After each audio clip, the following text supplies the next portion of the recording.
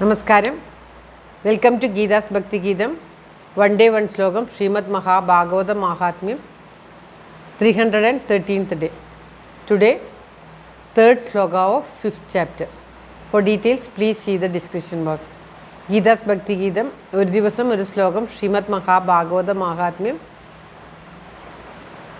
313ാമത്തെ ദിവസം. ഇന്ന് 5ാമത്തെ അധ്യായത്തിലെ 3ാമത്തെ ശ്ലോകം. ഓം നമോ ഭഗവതേ വാസുദേവായ. ഓം ശ്രീകൃഷ്ണ പരമാത്മനേ നമഃ. ഹരിശ്രീ ഗണപതയേ നമഃ. അവിഘ്നമസ്തു ശ്രീ ഗുരുഭ്യോ നമഃ. ഓം തത്സത്. കൃഷ്ണം നാരായണം വന്ദേ കൃഷ്ണം വന്ദേ വ്രജപ്രിയം കൃഷ്ണം ദ്വൈപായനം വന്ദേ കൃഷ്ണം വന്ദേ പൃഥാസുതം. ശ്രീപരമാനന്ദനാഥനായി അദ്വൈതദീപമായി മോക്ഷേക്ഷു വൃന്ദമന്ദാരമായി കാരുണ്യവാരിധിയായി വിഭൂദേശനാം നാരായണൻ മമ മന്ദത മാറ്റണം. ഓം തത്സത്. ശ്രീമദ് മഹാഭാഗവത മഹാത്മ്യം 5ാമത്തെ അധ്യായത്തിലെ 3ാമത്തെ ശ്ലോകം. ഗോകർണതീർത്ഥയാത്രാർത്ഥം നിർഗതോ യോഗസംസ്ഥിത ന ദുഃഖം ന സുഖം തസ്യ ന വൈരീ നാഭിബാന്ധവ. ഓം തത്സത്. ഗോകർണതീർത്ഥയാത്രാർത്ഥം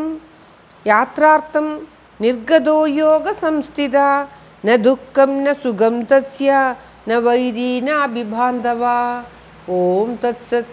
ഗോകർണൻ തീർത്ഥയാത്രയ്ക്ക് പുറപ്പെട്ടു. യോഗസംസ്ഥനായിട്ട്, യോഗം നിറഞ്ഞ മനസ്സോട് കൂടിയിട്ട് യോഗിയായിട്ട് തീർത്ഥയാത്രയ്ക്ക് പുറപ്പെട്ടു. ദുഃഖവും ഇല്ല, സുഖവുമില്ല. ആരോടും ഒരു വെറുപ്പുമില്ല, ആരോടും ഒരു പ്രത്യേകിച്ച് സ്നേഹവുമില്ല, ആരോടും ശത്രുതയുമില്ല, ആരോടും ബന്ധുത്വവുമില്ല. അങ്ങനെ നിർവൈര്യ മനസ്സോട് കൂടിയിട്ട് അമ്മയുടെ മരണവും അച്ഛൻ കാട്ടിൽ പോയി തപസ് ചെയ്യാൻ വേണ്ടി അച്ഛനെ ഗോകർണൻ തന്നെ കാട്ടിലേക്ക് പറഞ്ഞയക്കുന്നു. പിന്നീട് ദുന്ദുകാരിയുടെ ശല്യം സഹിക്കാതെ അമ്മയും മരിച്ചു. ഗോകർണനാണെങ്കിൽ തീർത്ഥയാത്രയ്ക്ക് ആയിട്ട് വീട്ടിൽ നിന്നും ഇറങ്ങി പുറപ്പെട്ടു. യോഗാരൂഢനായിട്ട് പുറപ്പെട്ടു എന്ന് പ്രത്യേകം എടുത്തു പറയുകയാണ്. യോഗാരൂഢന്മാർക്ക് എപ്പോഴും എല്ലാറ്റിലും സമത്വമായിരിക്കും. ദുഃഖവുമില്ല, സുഖവുമില്ല, ബന്ധനവുമില്ല, ശത്രുതയുമില്ല, ബന്ധുത്വവുമില്ല, ശത്രുത്വവുമില്ല. മനസ്സ് വികാരപ്പെടാതെ സമനിലയായി ഇരിക്കുന്നതെയാണ് യോഗം എന്ന് പറയുന്നത്. അതുകൊണ്ട് തന്നെയാണ് യോഗസംസ്ഥിതനായിട്ട് പുറപ്പെട്ടു എന്ന് പ്രത്യേകമായിട്ട് എടുത്തു പറയുന്നത്.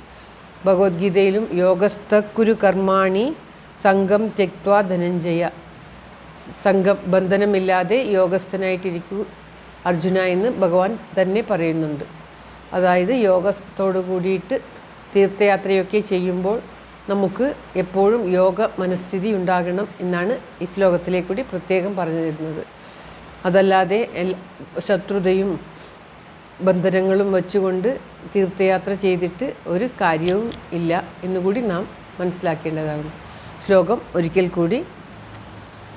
ഗോകർണതീർത്ഥയാത്രാർത്ഥം നിർഗതോ യോഗസംസ്ഥിത ന ദുഃഖം ന സുഖം തസ്യ ന വൈരീ നാഭിബാന്ധവ.